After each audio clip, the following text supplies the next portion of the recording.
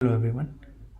In today's lecture, we are going to talk about an important class of data structures called priority queues.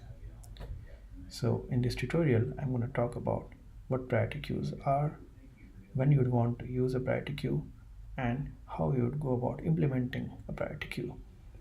So to start off with, what are priority queues?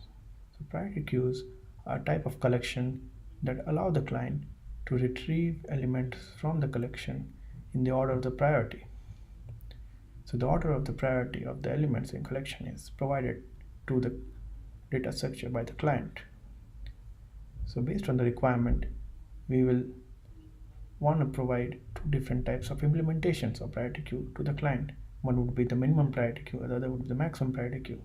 So the minimum priority queue will allow us to retrieve the minimum element from the collection at any given point in time.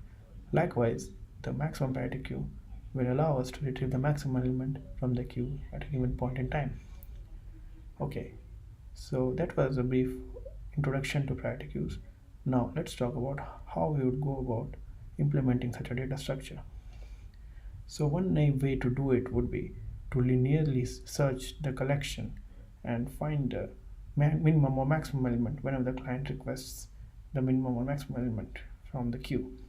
But that's not a very optimal algorithm because that's we'll have to constantly search the minimum element or the maximum element, and uh, we might have a better approach to do it. So the another way to do it would be if we can keep track of the minimum element by placing it at the head of the queue, and whenever the next element comes in, and if it is if it is less than the current minimum element, then we want to swim up the element all the way up from the tail up to the head, and then sync the old minimum just below the new minimum. So that gives us some intuition about how you want to build priority queues. So let's just see an example, and that will give us some more idea about how we want to implement it. Okay, so let's start off with an example to demonstrate how we build a priority queue. So let's say we have this array of elements that we want to store in the priority queue. So let's start off with the first element, which is 10. So we insert the first element into the queue, and that's at the head of the queue. Let's insert the next element here. So the next element is 13,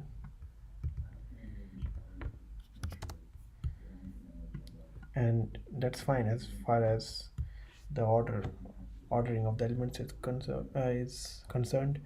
It's preserved here. We are trying to build a minimum priority queue, so we want the head of the queue to be always the lowest in the collection. So let's insert the next element into the queue. That's 7. Now as soon as we insert 7, the the ordering property of a queue is now violated. So we want to swim up this minimum element all the way up until the ordering is preserved.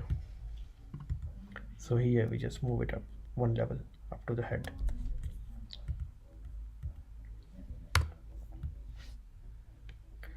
Okay, so now let's insert the next element into the queue.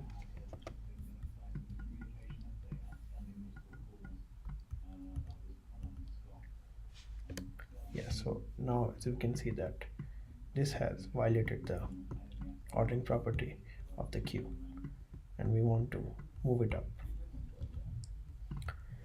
until the ordering is preserved again. And we just move up one level, but we want to move it up again.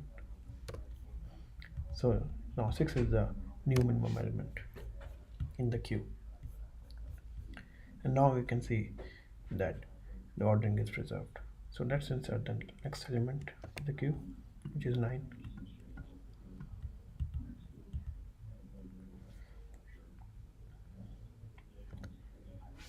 And so far it's okay. the ordering is still preserved. That's a parent is still less than its child at each level of the queue. And now let's insert the last element in the queue. That's 11.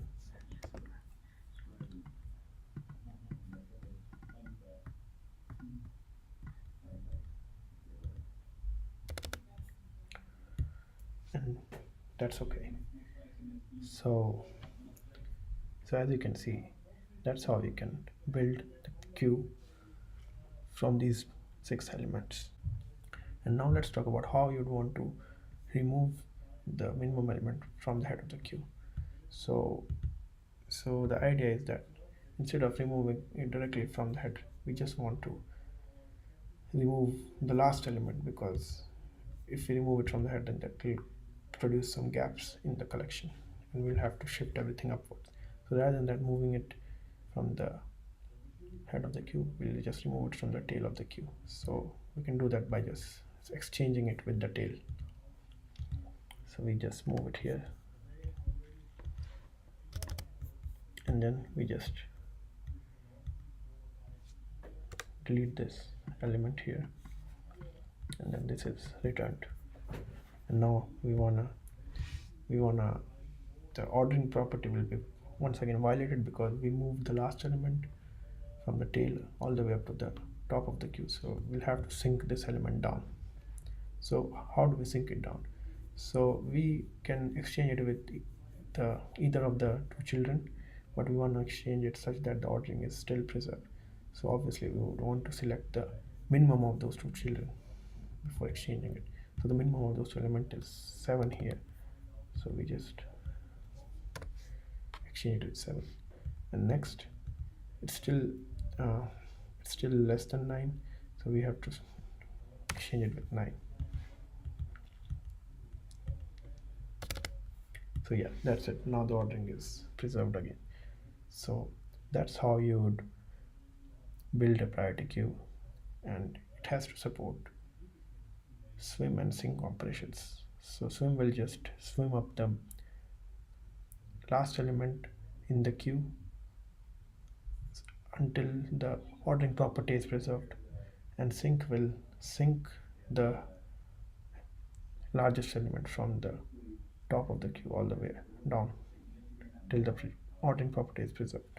So that's how you'd build a priority queue. And now let's talk about the implementation. So now we're going to talk about the implementation for the min priority queue. As you can see from the code here, the min priority queue is generic in type T, and it extends comparable because we only want to support objects that are comparable in nature. So we have a constructor here that takes in a size argument to initialize the array here, and for the sake of simplicity we are assuming that it's a fixed size array rather than a resizable array. So we have exposed two methods here publicly.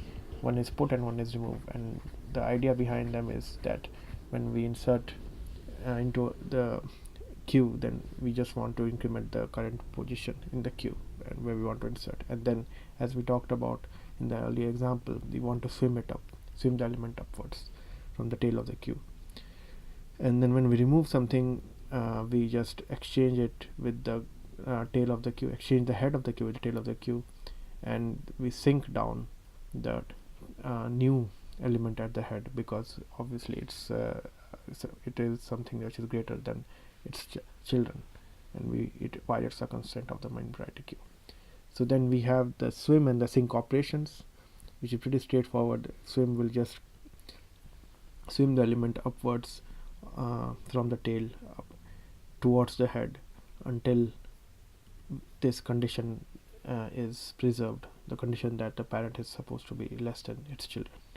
And similarly we have sync operation here, and it looks a bit more verbose than the swim operation because we have a few more edge cases to take care of, but otherwise the main logic is that we want to exchange the parent element with the minimum of the children element, and we want to continue doing it until the condition that the parent element is supposed to be less than the children element is preserved. And then we have some of these tests that we want to test our API for some of the methods that we for the public methods that we implemented. So I'll just run them here just to show that the tests are working fine and expected.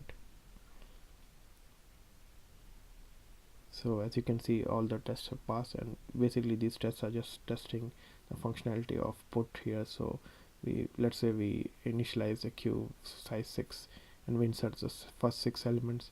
Then if we insert anything more than 6, then we are expecting an exception here, index out of bound, which is fine. And similarly, we have removed first, so we insert 6 elements, and when we remove the first element, we want it to assert that it's the minimum element. And similarly, when we remove the third element, we want to assert that it's the third smallest element. And then 2 more tests here just to ensure that when we remove elements from the queue, if there's only 2 elements, then we want to make sure that it's working fine. So it's just to give you some confidence that the implementation is working fine.